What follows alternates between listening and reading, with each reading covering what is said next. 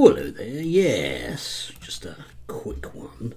Sometimes bandwagons are just too bandy and wagony for people to resist, and we have Peter Whittle from the New Culture Forum who's here to pontificate about lots of things that are going on in schools, like everybody else, the hive mind of the right-wing commentariat in force. I want us just to watch some of this, and then I'll juxtapose it with what the actual law is in and around teaching in schools. So let's see what he has to say. Hi, I'm Peter Whittle. Now, you might have read by now about the case of two 13-year-old schoolgirls who secretly recorded an argument with their teacher, who was reprimanding them, calling them despicable, very sad, and in need of a proper education in diversity and inclusion. So what was their crime? Well, refusing to accept one of their classmates identifying as a cat and arguing that there were only two sexes, male and female. Right, okay, so despite the fact that everybody is now agreed that they weren't describing a pupil who was identifying as a cat, Peter is quite happy to run with that falsehood. Well done, Peter.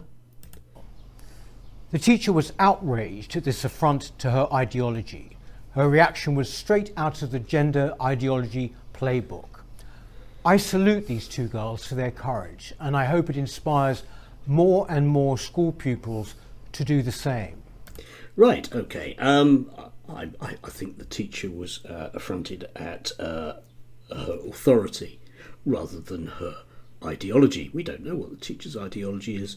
The chances of it being particularly pro-trans are pretty remote in schools, just speaking as someone that works in schools. Yes, I'm sure Peter would be very, very, very, very keen on the notion of pupils speaking out about things. For example, I'm sure he was fully in favour of the pupils at the London school who got very upset when their teacher insisted on flying the Union Jack flag. Presumably he's very much in favour of that kind of thing. Or not, as the case may be. For this was not an isolated case. It has emerged that identifying as animals is a growing phenomenon in schools, one which is completely accepted and indeed indulged by teachers.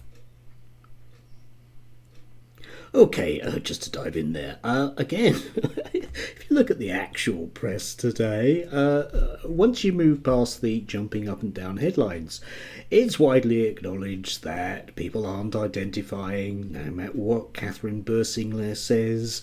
It's widely acknowledged that these stories are utter tosh, and yet oddly, Peter is happy to indulge in it. Now, either he has no critical faculties, which I'm actually starting to come around to the idea that might actually be true, or it's politically convenient.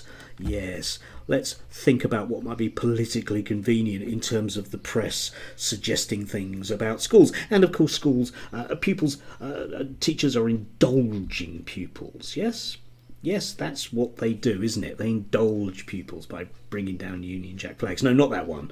Indulge pupils. Yes. Anyway, let's move on. It might seem that these are cases of kids simply seeing how far they can go with their weak teachers, but it really is far more serious than that.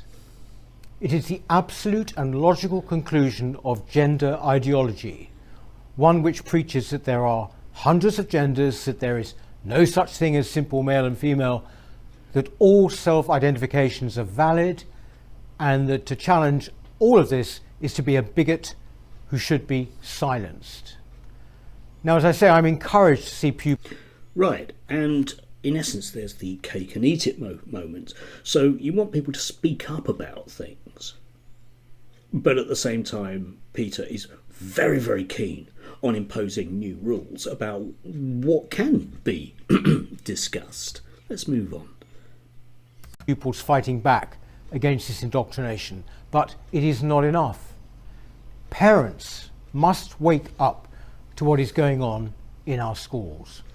As Catherine Burblesing of the Michaela Academy said some weeks ago, most parents have no idea how bad things are in our schools. All adult authority has gone. Now, here at the NCF, we have long highlighted the Yes, and again, another cake and eat it. Teachers are imposing their gender ideology on children in an authoritarian way, and yet magically at exactly the same time the complete opposite has gone. It is true, because there is no authority. I'm often told as a teacher that I'm indoctrinating children whilst at the same time having no discipline and control over them. Think about how those two things are definitely true going together, said nobody ever. Political indoctrination in schools. This gender ideology is in fact the latest incarnation of this. No opposition. Which is the dangers of communism thing. Okay, I always say this about the New Culture Forum. They are basically a nice old-fashioned 1950s anti-communist group. It always comes back to this. Yeah, no matter which clothes it's wearing, it's always Senator McCartney waving a bit of paper at you. Is allowed and parents are kept in the dark. This cannot continue. Parents must demand to see what their children are being taught.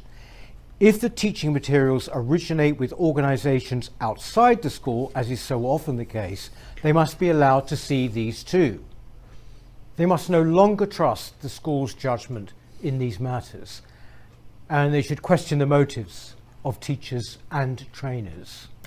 Yes, indeed. I think that's a really good idea. The problem, of course, the thing that Peter et al. And the rest of them never think through, is that left-wing parents are fully entitled to do the same thing. If you think what's being taught in schools should be led by parents, okay then. But it won't be the curriculum that Peter wants. That's the basic problem. That's the one that they never think through. Like schools in Utah that decide to ban explicit books, and then people turn up and say, well, I think the Bible's pretty violent and sexual. It always backfires on them.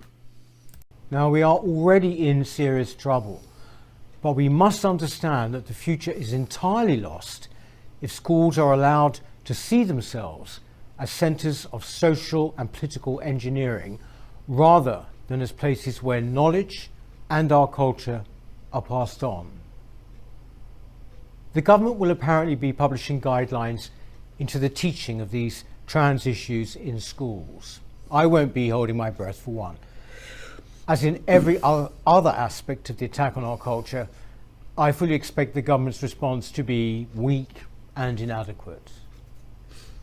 As I've said before on this channel, any hope of change lies increasingly in the actions of ordinary people. One such instance we featured on the channel last week. Two concerned parents, Hayley and Thomas Bowen, recently set up the King Alfred School, which aims to give children a classical education, teaching them our history and culture and the Christian foundations of both. Hayley and Thomas recently spoke at our conference, and I urge you to watch it. It's on the channel. Right, just to dive in there, I have watched it for you. Yes, they have set up their own little school.